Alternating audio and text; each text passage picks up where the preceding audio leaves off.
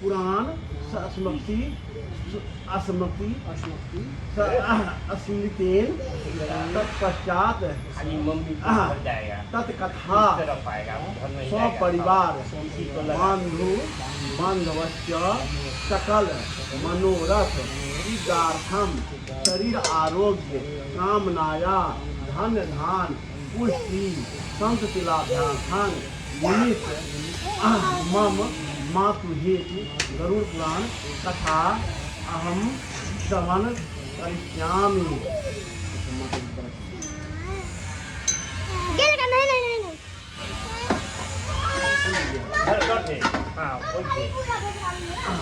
एतान पुष्पान अपना नाम लीजिए, गोत्र लीजिए, मम मातु नाम लीजिए, मोक्ष कामनाएं स्वर्ग कामनाएं पुष्पान समर्पयामि। खड़ा हो जाए।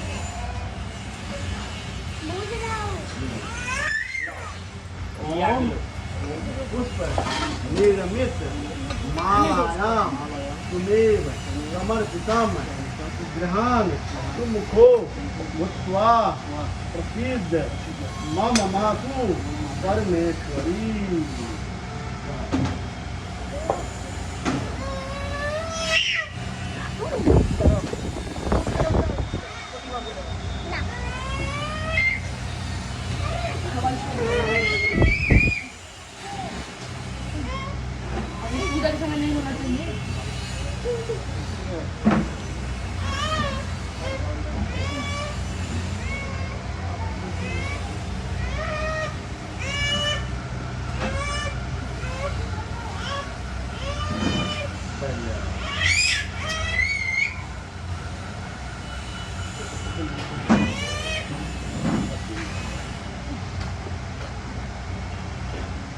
ओम देवताभ्यः पितृभ्यश्च महायोगिभ्यः एव च नमः स्वाहायै नमः स्वधायै नित्यमेव नमस्तुभ्यं। अब सीधा पैक हो गए ना, बंद नहीं होगा तो पुष्पान श्री मातु चरण कंप्लीट हो नमः।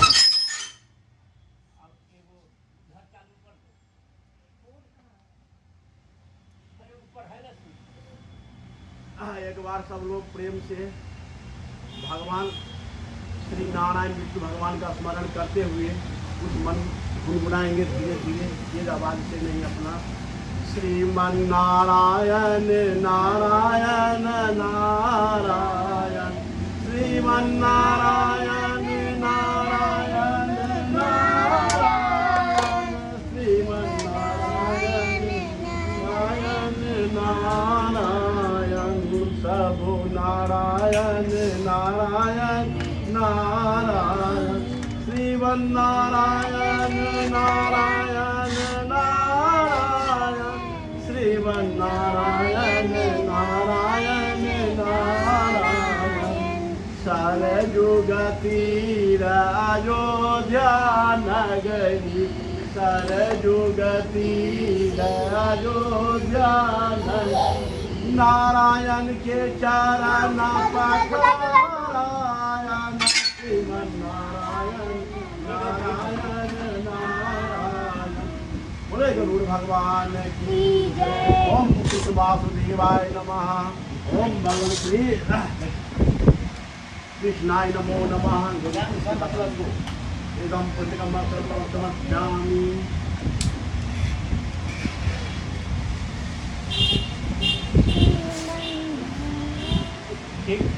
बाबा प्लीज मत करो ऐसे। यह गरुड़ पुराण 16 अध्याय का जिसमें 19,000 श्लोक है। इस श्लोक से आपके जितने वे पितृगण हैं वह सब प्रतीक्षा आपकी जो माता जी की जो मोक्ष कामना के लिए वो लोग भी अपना इंतजार कर रहे हैं। वो हमारे परिवार में सम्मिलित होना है। दूसरी बात है 13 दिन तक इनकी जो काया माया है या आत्मा कहिए या जो भी कहिए जिस प्रकार की वह इसी इर्द गिर्द में अभी भटक रहे हैं। उनको मोक्ष प्राप्ति के लिए उनको सब लोगों को मिलकर के कामना करना पड़ता है, और जितने भी विधि विधान जो भी सब होता है इनको मोक्ष प्राप्ति के लिए ही होता है, जिसमें अपने पुत्र पत्नी बांधव चाहते हैं जिनको किसी तरह कष्ट न होकर के स्वर्ग और मोक्ष कामना। इसीलिए यह गरुड़ पुराण का लोग स्मरण करते हैं और इसमें जो श्लोक लेते हैं उसका श्रवण करते हैं। तो हम लोग एक बार शुरू करते हैं, बोलिए नारायण भगवान की जय। ओम नारायण नमस्कृतं नरं चैव नरोत्तमं देवी सरस्वती चैव ततो जायमतधीरते। ओम प्रथमोऽध्यायः धर्मदिढवमूलो वेदस्कन्धः पुराणासाख्यं क्रतुमुस्कुम्भो मोक्षफलो मधुसूदनोपजायति। श्री भगवान विष्णु रूपी वृक्ष सर्वश्रेष्ठ है। भगवान रूपी वृक्ष का दृढ़ मूल ही धर्म है, शाखाएं वेद है, फल है, यज्ञ है और मोक्ष फल है। ऐसे विष्णु भगवान को हम लोग प्रणाम नमस्कार करते हैं। प्रेम से बोलिए विष्णु भगवान की जय। नैमिषरण्य क्षेत्रे ऋषिः शौनकाय सत्वशोगाय लोकाय समग्र समाजतः। शौनक आदि ऋषियों ने भी विष्णु भगवान के क्षेत्र में नैमिषरण्य में स्वर्ग प्राप्ति के लिए सहस्त्र वार्षिक माने 1000 वर्ष जग आरंभ किया। एक समय नित्य क्रिया अग्निहोत्र आदि कर्मों से निवृत्त होकर ऋषियों के सुखपूर्वक बैठे हुए वसुदेव जी को आदर पूर्वक सत्कार करके उनसे यह प्रश्न किया, एकदा मुनिये सर्वे प्रार्थहुता तन्यं शक्तितं सुदिशानं तपचित्तदादरात् कथितो भवति भवता सामाज्यं तपपार्वतम् ईदाम श्रोतुमिच्छामि यज्ञमार्गा प्रभक्तजम्।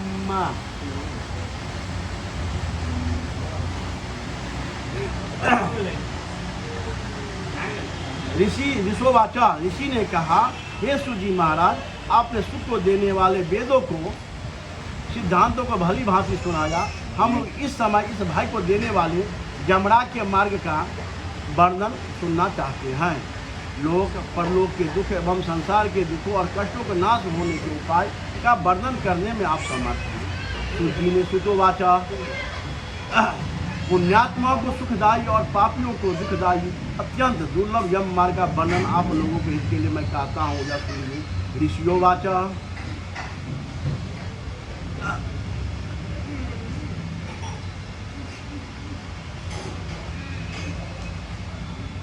ऋषि ने कहा, हे गरुड़ जी ने पूछा, हे भगवान, मुझे भक्ति के अनेक मार्गों तथा भक्तियों के उत्तम भक्तियों को आपने सुनाया है।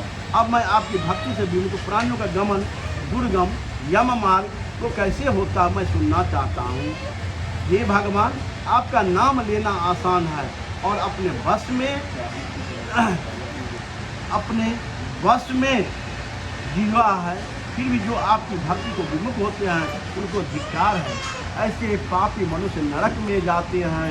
हे नाथ, दुर्गति पापियों की होती है, वे किस प्रकार नरकगामी होते हैं तथा उनके दुख को सहन करते हुए विस्तार पूर्वक ये भगवानो वाचा, हे पक्षीराज गरुड़, मैं भयंकर यम मार्ग का वर्णन करता हूँ। पापी लोग इसमें होकर यमलोक को जाते हैं। सुनने वाले को यह वर्णन अति भय देने वाला है, परंतु मैं तुम्हारे आग्रह से कहता हूँ, सर्वदा पापों में ही जो लोग आसक्त रहते हैं,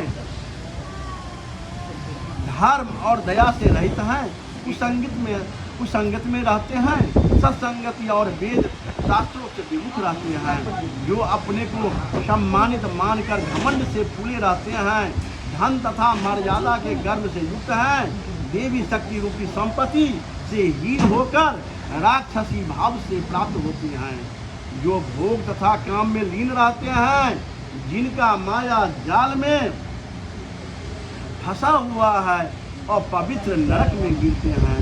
मनुष्य को दान देने वाले हैं, जो मनुष्य दान करने वाले हैं वह मोक्ष को प्राप्त करते हैं। जो लोग पापी हैं वे यम त्रासना से सहते हुए दुख पूर्वक यमलोक को जाते हैं। इस संसार में पापियों को जैसे दुख मिलते हैं, उन दुखों को भोगने के पश्चात उसकी मृत्यु होती है, जैसा कष्ट भोग पाते हैं, मैं उसका वर्णन करता हूँ। आप लोग ध्यान से सुनो। एक बार बोलो श्री नारायण भगवान की जय। संसार में मनुष्य जन्म लेकर पूर्व जन्म से संचित किए हुए अपने पुण्य और पाप से अच्छे बुरे का फल भोगता है। शेष अशुभ कर्म के संयोग से शरीर में कई प्रकार के रोग उत्पन्न हो जाते हैं। रोग और विपत्ति से वह युक्त होकर प्राणी जीवन में आशा से उत्कंठित रहता है। युवा अवस्था में वेदनाहीन प्राणी स्त्री पुरुष सेवित होने पर भी जड़ा अवस्था को प्राप्त करता है। बलवान सर्प के समान काल एकाएक उसके सिर पर आ पहुंचता है। वृद्धा अवस्था के कारण रूपहीन होकर घर में मृतक के समान रहता है। गृह स्वामी द्वारा अपमान युक्त दिए हुए आहार को कुत्ते के समान भोजन करता है। रोग और मंदाग्नि के कारण उसका आहार घट जाता है। चलने फिरने की शक्ति घट जाती है और चेष्टा विहीन हो जाता है। जब कफ से स्वर नलियाँ रुक जाती है, श्वास के आगमन में कष्ट होने लगता है। खांसी श्वास के वेग के कारण उसके कंठ में घुर घुर का शब्द आने लगता है। चेतना रहने के कारण चारपाई पर वह सोचता हुआ बंधु वर्ग से घिरा हुआ प्राणी मृत्यु के सन्निकट पहुंचता रहता है। बुलाने पर भी वह नहीं बोलता है। इस प्रकार वह कुटुंब के पालन पोषण में उसकी आत्मा लगी रहती थी। उस परिवार के प्रेम की वेदना से वह प्राणी रोता हुआ परिवार के बीच में मर जाता है। प्रेम से बोले श्री नारायण भगवान की जय।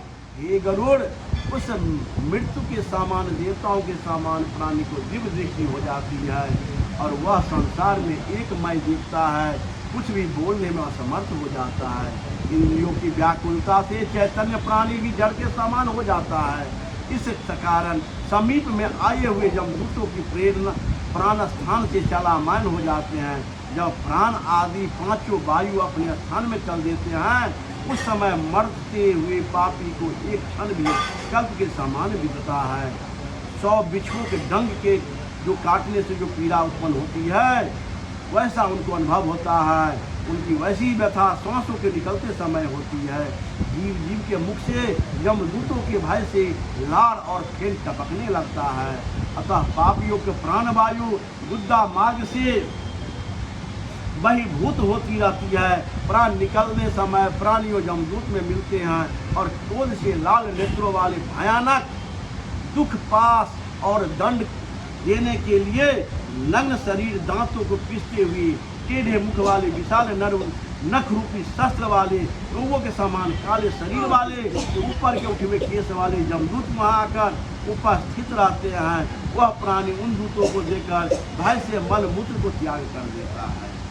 वह जीव हाय हाय कहता हुआ शरीर से निकलकर अंगुष्ठा मात्र शरीर को धारण करता है और मोह बस अपने घर को देखता है और यमदूतों के द्वारा उस समय पकड़ लिया जाता है और उस अंगुष्ठ मात्र शरीर से यातना रूपी शरीर को ढककर गले में रस्सी बांधकर यमदूत इस प्रकार ले जाते हैं जैसे अपराधी पुरुष को राजा का सिपाही पकड़ कर ले जाते हैं। इस प्रकार मार्ग में ले जाते हुए यमदूत उस जीवों को धमकी देते हैं, बारंबार नरक को भयानक दुखों का वर्णन सुनाते हैं और दूत कहते हैं, हे दुष्टात्मा, तू शीघ्र चल, तुझे जमलोक जाना है और कुंभी पाक आदि नरकों का भोगना है।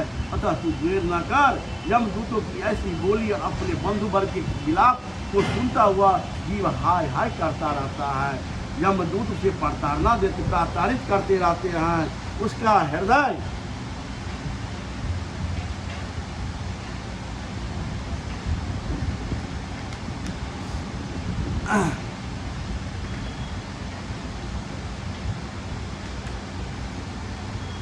हृदय उन यमदूतों के धमकाने से विदीर्ण हो जाता है और उसने अपने पाप और कर्मों का स्मरण पाप जो पूर्व में किया था उसे भय से कांपता हुआ जब मार्ग पत्तों से कटवाया जाता है। जब मार्ग में प्यास और क्षुधा से पीड़ित होता है तो पवन की प्रबलता, मतलब हवा की प्रबलता, सूर्य का तेज, तप्त बालू पर चलना पड़ता है। विश्राम और छाया रहित मार्ग में चलने में असमर्थ हो जाता है। तब यमदूत कोरों से मारकर उसे घसीटते हुए ले जाते हैं। ऐसा कठिन मार्ग में चलने से थक कर गिरता है और फिर उसे उठकर मूर्छित हो जाता है। इस प्रकार अंधकारमय लोक में जब पहुंचता है उसको ये यमदूत घोर नरक की यातना दिखाते हैं। जब जीवलोकों में पहुंचकर यमराज के दर्शन कर और घोर नरक की यातना को देखकर एक मुहूर्त में यमराज की आज्ञा से फिर मनुष्य लोक में आता है। वह जीव यहाँ आने से अपने पूर्व शरीर में पुनः प्रवेश करने की इच्छा करता है। एक बार बोले श्री भगवान नारायण भगवान की, परंतु उसे यमदूत पास में बंधे रहते हैं। इस कारण क्षुधा प्यासा तृष्णा से, दुख से, कलह से विकल होकर सहता रहता है और रोता रहता है। तब पुत्रों द्वारा मृत्यु के स्थान पर दिए गए पिंड और मरने के समय दिए गए दान से वह जीव खाता है और उसी पापी जीव की तब तृप्ति नहीं होती है। पापी मनुष्य के पुत्रों द्वारा दिए हुए दान, श्राद्ध, गंगा जल से तृप्त नहीं होती है। इसी से पिंडदान देने पर भी वे भूख से और प्यास से व्याकुल हो जाते हैं। जिनका पिंडदान नहीं होता है वे निर्जन वन में कल्प कर प्रेत योनि में भटकता रहता है, दुख पूर्वक भयन करता रहता है। 6 करोड़ कल्प तक बिना भोगे कर्म क्षय नहीं होता है और जीवों के बिना यम की यातना भोगे मनुष्य का जन्म भी नहीं मिलता है। इसी में 10 दिन में पुत्र को पिंडदान करना चाहिए। हे गरुड़, उस पिंड के 4 भाग प्रतिदिन होते हैं। उनमें सुनिए ध्यान से, एक पंचभूत के लिए 2 भाग होते हैं जिनमें देह की पुष्टि होती है। यमदूत को 3रा भाग मिलता है और प्रेत को 4था भाग खाने को मिलता है। इस प्रकार 9 दिन तक का पिंडदान प्रेत को खाने को मिलता है। प्रेत का शरीर 10वें दिन पिंडदान से निमित्त होकर तब चलने की सामर्थ्य होता है। ये पक्षियों में श्रेष्ठ गरुड़ाज, पूर्व शरीर में दग्ध हो जाने पर भी पुत्र द्वारा दिए पिंड से उस जीव को देह मिलती है। हाथ भरकर शरीर पाकर वह यमलोक तथा यमलोक पथ में शुभाशुभ कर्मों को भोगता है। एक बार बोलिए श्री भगवान विष्णु भगवान की। अब जिस प्रकार 10 दिन के पिंड से शरीर बनता है उसे कहते हैं प्रथम दिन पिंड के सिर, गर्दन और कंधा, दूसरे दिन के पिंड से हृदय, तीसरे दिन के पिंड से बनता है पीठ, चौथे दिन के पिंड से बनता है नाभि, 5वें दिन के पिंड से पाँचवें दिन के पिंड से उत्पन्न होते हैं और 6ठे दिन के पिंड से कमर, गुद्दा, लिंग भाग और मांस पिंड तथा हड्डी उत्पन्न होता है। 7वें दिन के पिंड से हड्डी बनता है, जंघा, पैर 8वें दिन और 9वें दिन से 2 पिंड से उत्पन्न होते हैं। 10वें दिन के पिंड से उसका पूरा देह शरीर का वह धारण करता है और देह में क्षुधा तृष्णा की उत्पन्न होती है। भूख प्यास से वह प्रेत पिंड से उत्पन्न शरीर का आश्रय लेकर 11वें और 12वें दिन में श्राद्ध के 2 दिन में वह भोजन करता है। यमदूत से बंधा 13वें दिन वह जीव अकेला बंधे हुए बंदर के समान हो जाता है। हे गरुड़, यमलोक में 86,000 योजन बैतरणी को छोड़कर विस्तीर्ण है। इस जीव को यमदूत के साथ प्रतिदिन 24 घंटे में क्रमशः 347 योजन, 247 योजन निरंतर चल, मतलब 1 योजन मतलब होता है 4 कोस, तो 247 योजन प्रतिदिन उसको चलना पड़ता है आपका। इस मार्ग में चलने वाले को अंत में 16 गांव मिलते हैं जिनको लांघ कर वह पापी जीव तथा तब धर्मराज के नगर में पहुंचता है। ये नाम उन नगरों के हैं। 16 जो गांव है उस गांव का नाम सुनिए: सौम्यपुर, सौरीपुर, नागेंद्र भवन, गंधर्व, शैलाग्राम, क्रांत, क्रूरपुर, विचित्र भवन, ब्रह्मपद, दुखद, नानाक्रंद, सुसप्त भवन, रौद्रनगर, पर्योवर्षण, सीताढ़ और बहुभीत। इनके आगे यमपुर है। यम के पास बंधन से बंधा हुआ मार्ग में रोता हुआ वह पापी जीव अपने घर को छोड़कर यमलोक में चला जाता है। इति स्कंद पुराण गरुड़ पुराणे पाहि पामो महास्कंधु खान निरूपाम प्रथम अध्याय समाप्त। एक बार बोलिए भगवान विष्णु की जय। हरे कृष्ण गोविंद हरे मुरारी हे नाथ नारायण वासुदेव। श्री कृष्ण गोविंद हरे मुरारी हे नाथ नारायण वासुदेव। श्री कृष्ण गोविंद हरे मुरारी हे नाथ नारायण वासुदेव। हे नाथ नारायण वासुदेव। हे नाथ नारायण वासुदेव। श्री कृष्ण गोविंद हरे मुरारी हे नाथ नारायण वासुदेव। प्रेम से बोलिए श्री कृष्ण भगवान की जय। आप पढ़िए। ओम शांताकारं भुजंगशयनं पद्मनाभं सुरेश्वरं विश्वाधारं गगनसदृशं मेघवर्णं शुभांगं लक्ष्मीकान्तं कमलनयनं योगविंजांगमनं वंदे विष्णु भयभवहरणं सर्वलोकैकनाथनं। प्रणाम करके भगवान विष्णु का स्मरण कीजिए, अपने माता जी का स्मरण कीजिए। अब द्वितीय अध्याय सुनिए।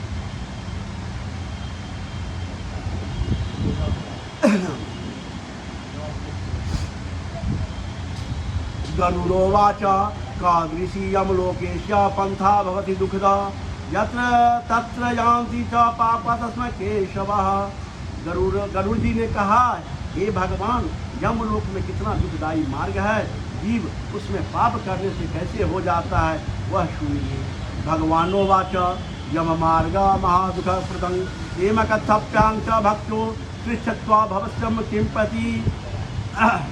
भगवान ने कहा, से भगवान ने बोला, भगवान ने कहा, हे गरुड़ जी, यमलोक मार्ग में अत्यंत कष्टदायी जो मेरे भक्त को होते हैं, उसको जाते हुए मैं तुमको उसे वर्णन करूंगा तो तुम कांप जाओगी। वृक्ष छाया तत्रस्थ यत्र विश्रामते नरा यास्मिन् मार्गे च चान्यायेन चान समुदरेत।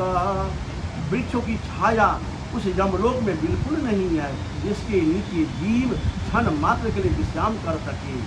वहाँ अन्न आदि कुछ भी नहीं जिसे खाकर वह अपने प्राणों का निर्वाह कर सके।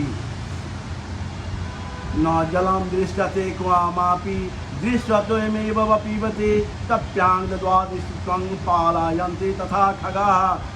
वहाँ कहीं जल भी नहीं दिखाई देता है जिसे प्यास से व्याकुल प्राणी पी सके। हे खग श्रेष्ठ गरुड़ जी, 12 सूर्य उस लोक में प्रलय काल के समान तपते रहते हैं। तस्मिन् गच्छति पापात्मा सीतावासेन पीड़िता कंडके विर्घ्याति वाक्यजं कांचिति महावर्षये।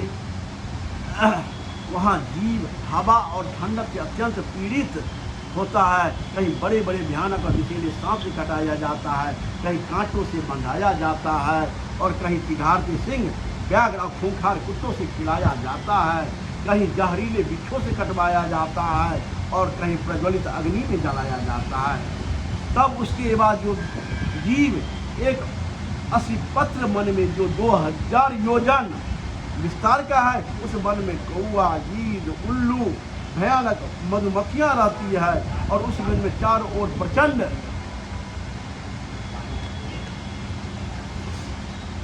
दावाग्नि लगी रहती है।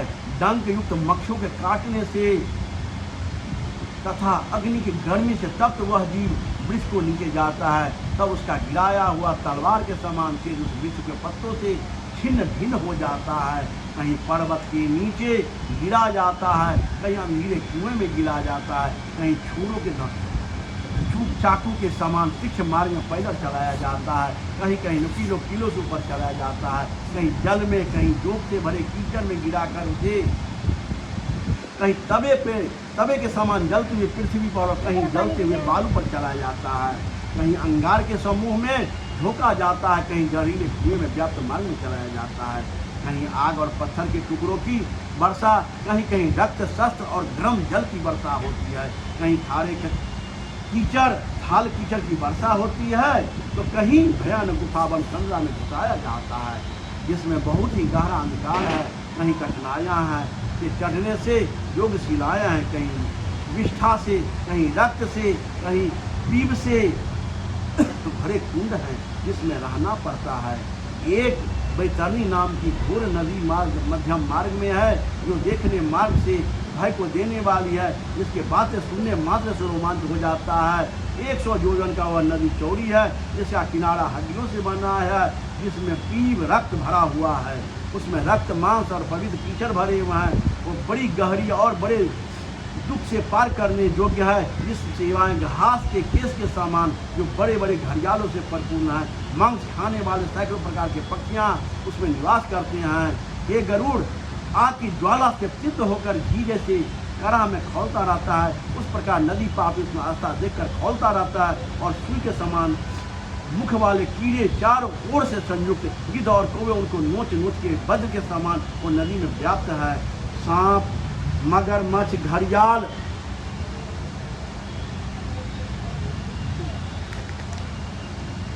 मछली, जोंक, कछुआ तथा अन्य मांस भक्त जलचरों से भरी हुई है।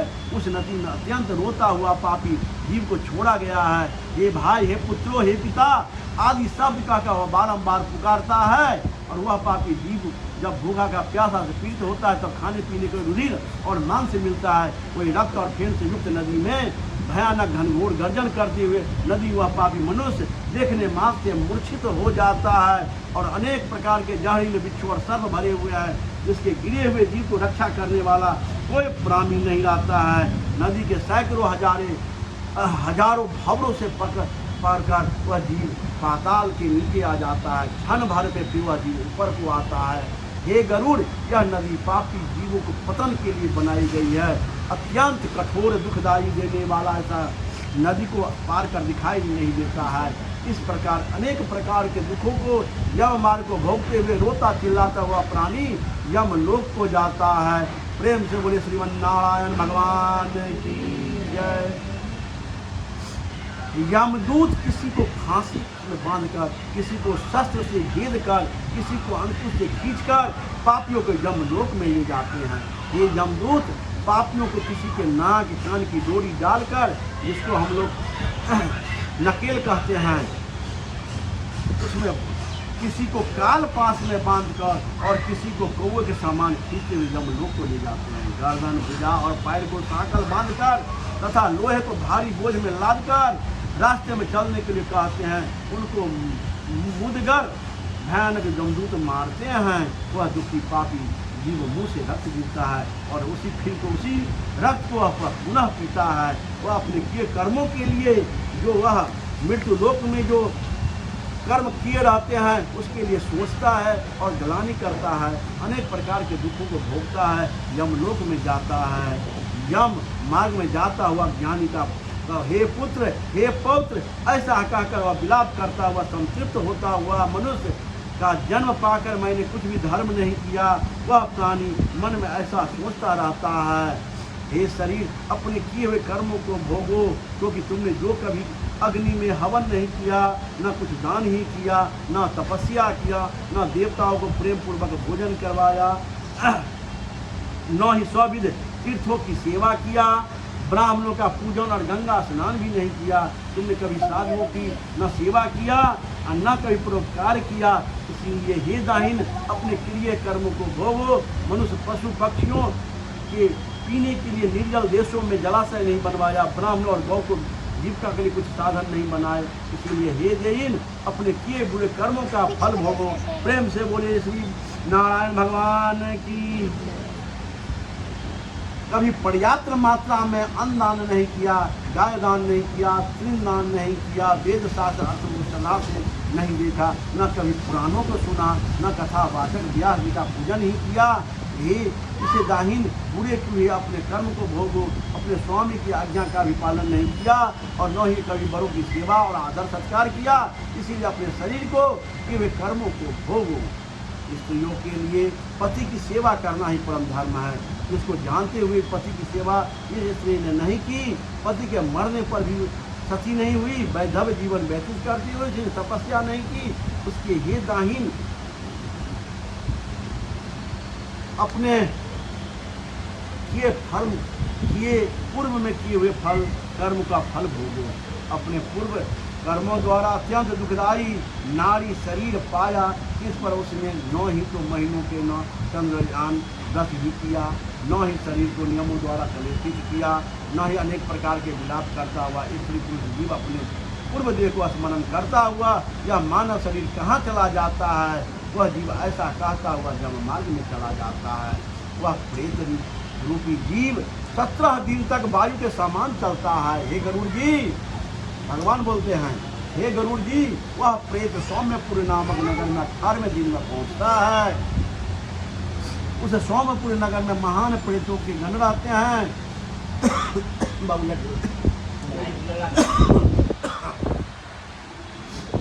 पुष्पभद्रा नाम की नदी वहाँ पर है। वहाँ एक वट वृक्ष के सुंदर और सुखकारी नदी है। वहाँ पर जीव जंतुओं के साथ विश्राम करता है। स्त्री पुत्र आदि के सुख को स्मरण करके वह दुखित हो जाता है। मित्र धान नौकर स्त्री आदि की चिंता करता है और वहाँ जमदूत तब कहते हैं कि स्त्री पुत्र भ्रातृ धन इत्यादि सुख वाले कहाँ गए अब तुम्हारा। हे मूर्खो, अपने किए कर्मों का फल को भोगते हुए अधिक समय वाले मार्ग पर चलो। हे परलोक यात्री, तुम्हारे ऐसे प्राणियों के साथ चलने वाले हम यमदूतों के बल को मुँह नहीं जानता, ऐसा प्रयास तुमने कभी नहीं किया जिससे यम की यात्रा न सहनी पड़े। अब तो निश्चय तुम्हें यमलोक में चलना होगा और किसी भी प्रकार का मोल भाव इसमें नहीं हो सकता है। प्रेम से बोले श्रीमन्नारायण भगवान की। बालक भी यमलोक को जानते हैं। तुमने यम की यात्रा क्या सुनी नहीं थी? ब्राह्मणों के मुँह से क्या कभी पुराण में तो नहीं सुना? ऐसा कहकर यमदूत नगरों में मुदगरों उसे मारते रहते हैं। वह मूर्छित होकर गिरता रहता है, फिर उठता है, फिर मारता है और फिर दौड़ाता है और फंदे में गले में रस्सी बांधकर बलपूर्वक उसको घसीटा जाता है। जो वह जीव 13वें दिन घर से चलता है,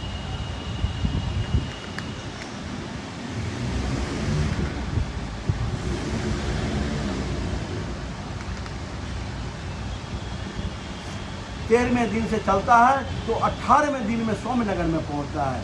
वहां पहुंचकर स्नेह तथा श्रद्धापूर्वक पुत्र पौत्रों को दिए हुए मासिक श्राद्ध का भोजन करता है। फिर सौरीपुर को गमन करता है। सौरीपुर में यम के स्वरूप को धारण करने वाला जंगम नाम का राजा है। उसको देखकर भयभीत हो जाता है और वहीं विश्राम करता है।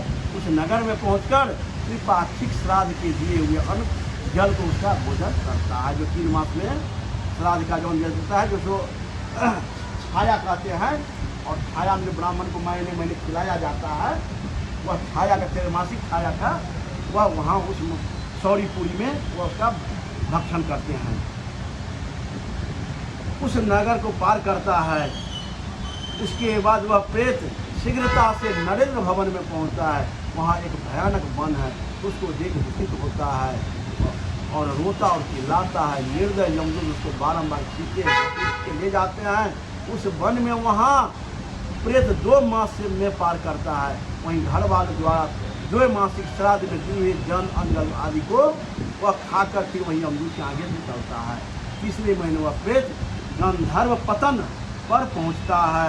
परिवार वाला दिए हुए पिंड का भोजन करके वह आगे चलता है। 4थे महीने वह शैलपुर नामक नगर में पहुँचता है। वहाँ पत्थरों की वर्षा से अत्यंत पीड़ित वर्षा होती रहती है। वहाँ 4थे महीने का पिंड जो दिया रहता है वह खा करके फिर वहाँ से आगे बढ़ता है। फिर वह जीव 5वें महीने में कौंचपुर में पहुँचता है। वहाँ 5वें महीने में दिया हुआ श्राद्ध आदि का पिंड खाकर वह क्रूरपुर में पहुंचा है। वहाँ अत्यंत निर्दयी भाव रहते हैं। 5.5 महीने में दिए अन्न जल को खाकर वहाँ ठहरता है। आधे मुहूर्त में ठहरकर यमदूत के साथ वह फिर आगे चलता है। प्रेम से बोले श्रीमन नारायण भगवान की जय।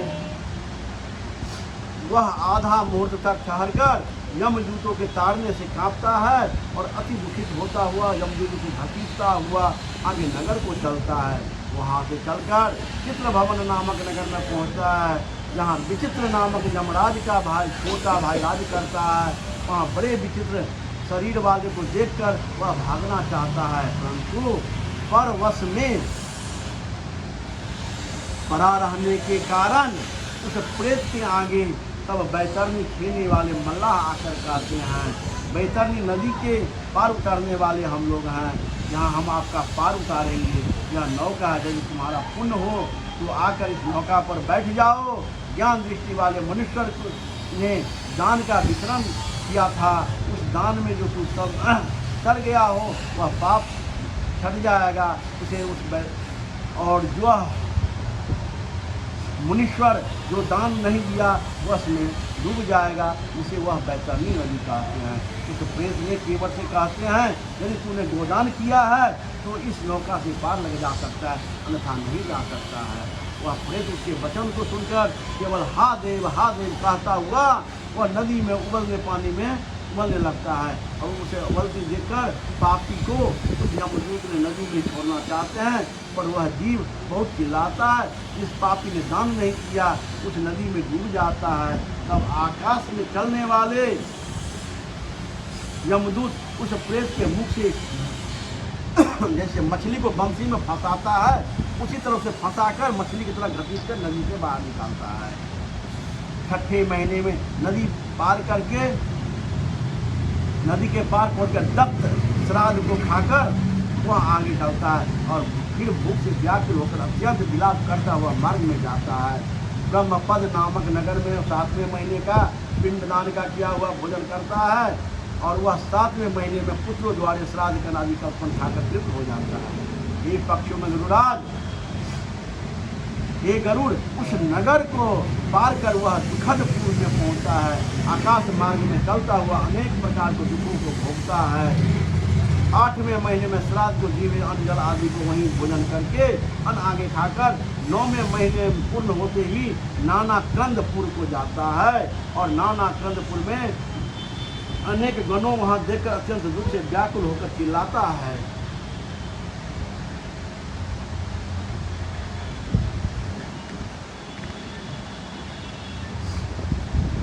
यमदूतों के धमकाने से बड़े कष्ट से चलता हुआ फिर 10वें महीने में सुतप्त भवनपुर में पहुंचता है। वहां 10वें मास में दिए जल और पिंड को खाकर तृप्त नहीं होता है। फिर वहां से 11वें महीने में चलकर रौद्र नगर को पहुंचता है। वह 11वें महीने में दिए श्राद्ध जल आदि को खाने के बाद 11.5 महीने पूरा होते होते वह पयोवर्षण नगर में पहुंचता है। वहाँ प्रेतों को दुख देने वाले मेघ बरसाते हैं। न्यूनाधिक मास में दिए हुए श्राद्ध पादि को वह नहीं खा पाता है। वह प्राणी वर्ष पूरा होते होते सीताढ़ नगर पहुंचता है, जहाँ हिमालय से भी 100 गुना ठंडी पड़ती है। वह भूख और ठंड से पीड़ित 10 दिशाओं को देखता रहो और यहाँ क्या मेरा कोई बंधु बांधव है जो मेरे दुख को मिटा सके। यमदूत उस जीव को तब कहते हैं कि ऐसा तेरा पुण्य कहाँ जिस पुण्य के बल से तू मेरे दुख को छुटकारा पा सके। वह पीड़ित जीव यमदूतों के ऐसे वचन सुनकर वार्षिक श्राद्ध में दिए हुए पिंड को खाकर धैर्य धारण करता है। यमलोक को समीप पहुंचकर वो भांति में पहुंचकर पहले ही मिले हाथ भर के शरीर का वर्ष के अंत में त्याग करता है। अंगुष्ठ मात्र का यातना शरीर पाकर अपने शरीर के फल को भोगने के लिए यमदूत के साथ जाता है। एक कश्यप अर्वदेहिक दान जिसने मरने के समय नहीं किया है, धर्म संचय नहीं किया, इस कारण वे यमदूतों के दृढ़ बंधनों से बंधे हुए कष्ट को भोगते हैं। ये गरुड़ धर्मराज नगर के 4 द्वार हैं, उससे दक्षिण मार्ग का हाल मैंने तुम्हें बतलाया है। प्यास और क्षुधा से पीड़ित ऐसे महाघनघोर मार्ग में प्राणी जैसे जाता है, वहाँ जाने पर फिर क्या होता है वह तुमसे मैं कहा अब तुम क्या सुनना चाहते हो? इति गरुड़ पुराणो यामादि गरुड़ नामो द्वितीय अध्याय समाप्त। एक बार प्रेम से बोले श्रीमन नारायण भगवान की जय। श्री कृष्ण गोविंद हरे मुरारी हे नाथ नारायण वासुदेव। श्री कृष्ण गोविंद हरे मुरारी हे नारायण वासुदेव। श्री कृष्ण गोविंद हरे मुरारी हे नाथ नारायण वासुदेव। हे नाथ नारायण वासुदेव। हे नाथ नारायण वासुदेव। श्री कृष्ण गोविंद हरे मुरारी हे नाथ नारायण वासुदेव। माता जी का स्मरण कीजिए, प्रणाम कीजिए हाथ जोड़कर। शांताकारं भुजगशयनं पद्मनाभं सुरेशं विश्वाधारं गगनसदृशं मेघवर्णं शुभांगं लक्ष्मीकान्तं कमलनयनं योगीन्द्रनयनं वन्दे श्रीभैरवभागिं सर्वभूतेषु। एक बार जोर जोरी करोड़ भगवान की। अब तीन अध्याय क्लास देते हैं, 3 अध्याय क्लास देते हैं आज। हाँ 16 अध्याय है, बाद में बीच में 2 करके और एक में फिर बीच में एक दिन एक अध्याय और क्लास देंगे। हाँ सर आए हैं, सर सुनना नहीं चाहते थे लेकिन आज सुन रहे हैं। एखनो कह लिया हे मन क्या, हे मन ममता तू न गयो मेरे तन से, समझे ना? कहलो चलो गंगा सागर तो गंगा सागर में जाए तो भीड़े से हाथ डरबे तो केना हेतु। बोले प्रेम से श्रीमन नारायण भगवान की जय।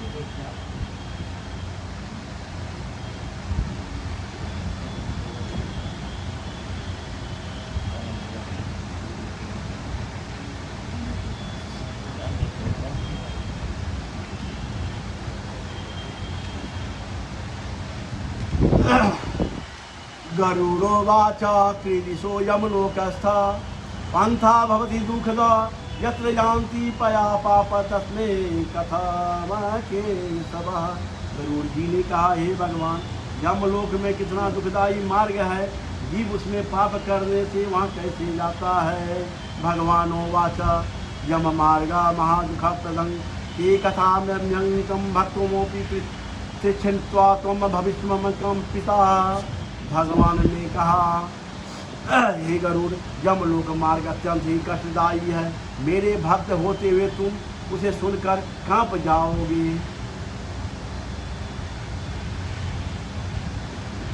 वृक्षा छाया तत्रास्ति यत्र विश्रामते नरः यस्मिन् मार्गे च चान्ययेन प्राणान् समुदरेत्। कहीं वहाँ कहीं जल भी दिखाई नहीं दे, वृक्षों की छाया उस यमलोक में बिल्कुल नहीं है, इसके नीचे जीव क्षण भर मात्र विश्राम कर सके। वहाँ अन्न आदि कुछ भी नहीं है जिसको खाकर जीव अपने प्राणों को निर्वाह कर सके। ना जलम दृश्यते क्वामापि दृष्टो मेरिया पीवती तप्यन्ते द्वादिस्त्वापालयन्ति तथा खगा। वहाँ कहीं जल भी दिखाई नहीं देता है जिसे प्यास से व्याकुल प्राणी से पी सके। हे खग श्रेष्ठ गरुड़ा जी, 12 सूर्य उस लोकों में प्रलय काल के समान तपते रहते हैं। तस्मिन् गच्छति पापात्मा सीतावातेन पीड़िता कंड का विद्यार्थी क्वाद्वापि क्वांचाति इसमें महाविचर्य। वहाँ जीव हवा और ठंडक से अत्यंत पीड़ित होता है। कहीं बड़े बड़े भयानक और विषैले सांपों से कटाया जाता है, कहीं कांटों से छिदवाया जाता है। सिंह व्याघ्रन स्वामाभिरक्षन्ते पापी पापकृता विश्वजग दर्शते क्व त्वामि ककृतवाहिनां। कहीं बड़े बड़े भयानक विषैले सांपों से कटवाया जाता है और कहीं कहीं चिघाड़ते सिंह व्याघ्र खूंखार कुत्तों से खिलाया जाता है, कहीं जहरीले बिच्छों से कटवाया जाता है और प्रज्वलित अग्नि में जलाया जाता है। ततः क्वचिन्माघोरासि तत्रतः मतः योजनां सहस्रति देदुसमागंग स्मृतांसि कृता। तब इसके बाद जब जीवों के एक असपवित्र 80 पत्र वन में जो 2000 योजन विस्तार का है, उस वन में कौआ गिद्ध ओला पर भयानक मक्खियाँ रहती है। दिन में थोड़ा रहता ना, दोनों कहते संस्कृत का दोनों मिला के समय के अभाव में वीडियो सुन ली। दावाग्नि लगी रहती है, डंक की तो मच्छों को काटने तथा अग्नि की गर्मी से तप यह जीव वृक्षों के नीचे जाता है, तब उसका शरीर तलवार के समान तेज उस वृक्षों के तन पत्तों से छिन्न भिन्न हो जाता है। कहीं पर्वत पर के नीचे गिराया जाता है, कहीं अंधेरे कुएं में गिराया जाता है, कहीं छुरों के धार के समान तीक्ष्ण मार्ग में पैदल चलाया जाता है और कहीं कहीं नुकीले कीलों पर चलाया जाता है। कहीं जल से, कहीं जोग से, कहीं कीचड़ से भरा हुआ उनमें जंगली जानवरों से कटवाया जाता है, कहीं अंधार युक्त गुफाओं में गिराया जाता है, कहीं जलती हुई पृथ्वी में गिराया जाता है, कहीं तवे के समान जलती हुई पृथ्वी पर चलाया जाता है, बालू पे चलाया जाता है, अंगार के समूह झोंका जाता है, जल को व्याप्त मार्ग में हो चला जाता है।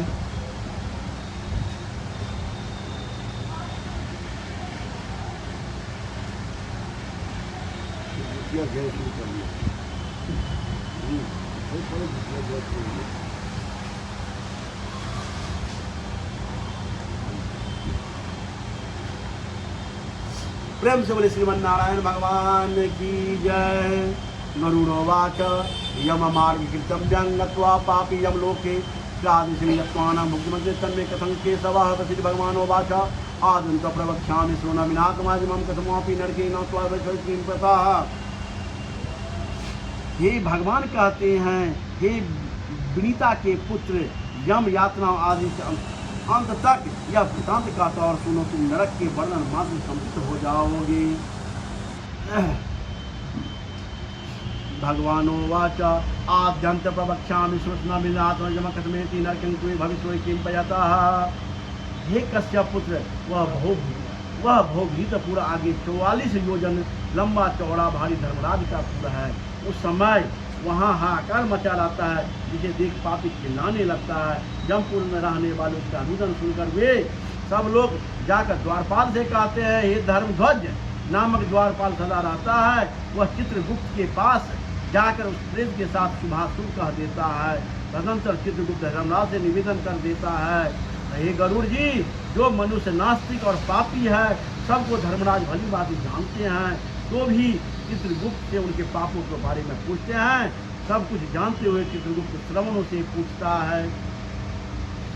ब्रह्मा के पुत्र श्रवण हैं, वे स्वर्ग पृथ्वी लोक और पाताल तक घुमा करते हैं, उनको दूर से सुनने का ज्ञान है बाबू, यहीं सब सुनने का ज्ञान है। वह दूर से देखने वाले उनके नेत्र हैं। उन श्रवणों की स्त्रियां भी उन्हीं के समान हैं, वे अलग अलग नाम से श्रवणी हैं। वे सदा स्त्रियों की चेष्टा को जानती हैं। वे पुरुष और स्त्री पुरुष के प्रगट और गुप्त किए कर्म और वाक्यों को चित्रगुप्त से बता देते हैं। ये धर्मराज के दूत मनुष्य की वाणी, मन और शरीर के किए हुए शुभ अशुभ कर्मों के यथार्थ रूप से कह देते हैं। मनुष्य और देवताओं का अधिकारी उन सत्यवादी श्रवणों से ऐसी शक्ति कि मनुष्य सब कर्मों से कह देते हैं। व्रत दान और सत्यवादिता से जो मनुष्य उनको संतुष्ट करता है, उसके लिए वे सोम पुरुष स्वर्ग और मोक्ष को देने वाले होते हैं। एक बार प्रेम से बोलिए श्रीमन नारायण भगवान की जय। पापियों के कर्मों को भी सदावादी ब्राह्मण सुनकर धर्मराज के समान कह देने वाले उस दुखदाई को जानते हैं। सूर्य चंद्रमा पवन अग्नि आकाश पृथ्वी जल हृदय यम दिन रात्रि दोनों संध्या एवं धर्म मनुष्य के वृतांत को यह सब जानते हैं तथा धर्मराज चित्रगुप्त श्रवण और सूर्य आदि शरीर से टिके हुए सब पाप और पुण्य को जानते हैं। इस प्रकार यमराज पापियों के पास को अच्छे प्रकार से निश्चय करके अपना भयंकर रूप उनको बुलाकर दिखाते हैं। वे पापी लोग हाथ में दंड लिए बड़ी काया वाले और भैंस पर चढ़े हुए यमराज को भयंकर रूप में देखते हैं तथा वे प्रलय के मेघों के समान गरजने वाले हैं। काले पहाड़ के समान बड़े शरीर वाले बिजली के कांति वाले भयंकर और 32 भुजाएं वाले हैं। 3 योजन 1 योजन 4 कोस 3 योजन 12 कोस का लंबा चौड़ा उनका शरीर होता था और वह बड़ी बावड़ी के समान बहुत उनका समान नेत्र था। मुख भयंकर दार था, आंखें लाल लाल, उसकी नाक लंबी थी तथा चित्रगुप्त और मृत्यु और ज्वर आदि से युक्त बड़े भयंकर हैं। उनके पास यम तुल्य सब दूत गर्जा करते हैं। उनको देखकर डरा हुआ पापी हाहाकार करता हुआ और दान न देने वाले परमात्मा बार बार कांपता और रोता रहता है। तदनंतर अपने कर्मों से सोचते हुए रोते हुए चिल्लाते हुए उन पापियों को चित्रगुप्त यम की आज्ञा सुनाते हैं। प्रेम से बोले श्रीमन नारायण भगवान की जय। हे दुराचारियों पापियों, तुमने अंधकार से दूषित हो बिना विचारे किसने यह पाप कर्म संचित किया है। हे मूढ़ मनुष्यों, काम क्रोध से और पापियों की संगत से उत्पन्न दुखदायक पाप से किसने संचित किया है। तुमने हर्षित होकर कैसे पहले पाप किए थे वैसी यातना को भोगो। इस समय मुँह में क्यों मोड़ते हो। तुम लोग ने जो बहुत से पाप किए हुए पाप और दुख के कारण हैं, यह मिथ्या नहीं है। मूर्ख पंडित दरिद्र धनवान और निर्बल सबल सब यमराज के ही समान बर्ताव करते हैं। चित्रगुप्त की यह बातें सुनकर पापी लोग भी अपने कर्म विचार कर चुप हो निश्चल हो बैठते हैं। चोर के समान निश्चल बैठे उन पापियों को देखकर धर्मराज उनके पापों की शांति के लिए उनको आज्ञा देते हैं। अर्थात पाप की शांति के लिए जैसा उनको दंड मिलना चाहिए वैसा आज्ञा देते हैं। इसके बाद में निर्दय यमदूत उनको धमकाकर कहते हैं कि हे पापियों, अत्यंत भयंकर महाघोर नरक को जाओ। यम की आज्ञा पालन करने वाले प्रचंड और चंडक आदि उन पापों की एक रस्सी में बांधकर नरक को ले जाते हैं। जलती हुई अग्नि के समान वहाँ कांति वाला बड़ा बड़ा भारी वृक्ष है। वहाँ 5 योजन चौड़ा और 1 योजन ऊंचा है। उस वृक्ष में पापियों को शाकालों से अधमुख बांधकर दूत मारते हैं। वृक्ष को अग्नि से जलाते हैं और उसको रोते हुए देखते हैं, परंतु उनको रक्षा करने वाला वहाँ कोई नहीं होता है। यम से भूख प्यासे थके और उस चलमली वृक्ष को अनेक पापों से लटकी रहते हैं। आश्रय रहते हुए पापी उन दूतों के आगे हाथ जोड़कर कहते हैं कि हमारा अपराध को आप क्षमा करो। किंतु ये यमदूत बार बार उनको लोहे की लाठी, मुदगर, तोमर, गदा और दूसरों से मारते हैं। वे उससे मूर्छित होकर चेष्टा रहित हो जाते हैं। उन चेष्टा रहित पापियों को देखकर यमदूत कहते हैं, हे दुराचारी पापियों, तुम किस लिए यह खराब चेष्टा करते हो। तुमने जल आदि अन्य सुलभ वस्तु का भी कभी किसी को दान नहीं किया। किसी को तुमने आधा ग्रास भी नहीं दिया। न कुत्ता को खिलाया, न कौवे को खिलाया। अतिथियों को न सत्कार किया, न नमस्कार किया। पितरों को न तर्पण किया। तुमने यमराज और चित्रगुप्त का भी कम ध्यान न किया। न तो तुम दोनों के मंत्रों को जाप किया, न जिससे तुम्हें यात्रा नहीं होती, न कोई तीर्थ यात्रा न की, न देवताओं की पूजा की। और गृहस्थ आश्रम में रहते हुए तुमने अन्नदान का भी कभी अन्नदान नहीं किया, न अतिथि को भोजन किया, न साधु संतों को सेवा किया, न ही अपने किए। इसीलिए अपने किए हुए पापों को फल को भोगो। तुमने धर्म से ही च्युत होकर हमारी शरीर को पूरी तरह दंड पाते हो। ये अपराध, जो अपराधों को क्षमा करने में हरि भगवान में समर्थ है, हम उन्हीं की आज्ञा से अपराधियों को दंड देते हैं। ऐसा कहकर युद्ध निर्दयता से उन पापियों को मारते हैं। मारने हुए पापी जलते हुए अंगारे की तरह नीचे गिर जाते हैं। गिरते हुए श्यामली के पत्तों से उनका शरीर छिल जाता है। नीचे गिरे हुए पापियों को कुत्ते नोच नोच कर खाते हैं। तब वे रोते हैं। उनको रोते हुए देखकर जमदूत के मुंह में बालू ठूस देते हैं। उनको अनेक प्रकार के बांसों से बांधकर मुदगरों से मारते हैं। कोई कोई पापी तो लकड़ी की तरह आड़ों से पीले जाते हैं। कोई धरती पर कुल्हाड़ी से काटे जाते हैं। किसी किसी को गड्ढे में आधा गाड़ कर उसके माथे में बाणों से मारते हैं। किसी किसी को टोल में डालकर ईख की तरह फेरते हैं। किसी किसी को जलते हुए अंगारे और जलती हुई लकड़ी के चारों ओर से घेर कर लौह पिंड की तरह धड़कते हैं। और किसी को घी के कढ़ाई में डालकर, तेल के कढ़ाई में डालकर उसको इधर उधर नचाते चलाते रहते हैं।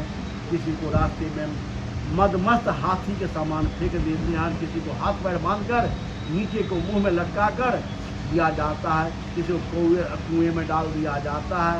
किसी को पहाड़ से गिराया जाता है। किसी कीड़ों को कुंड में डुबाया जाता है। जिससे बहुत व्यथित होकर वज्र के समान चोंच वाले बड़े बड़े कौवे के मांस लोग उन पापियों को सिर नीचे चोंचों से आंखें और मुख से नोचते हैं। कोई अपने ऋण कर्ज के लिए प्रार्थना करता है, मेरा धन दे दो, तूने मेरा धन खा लिया था।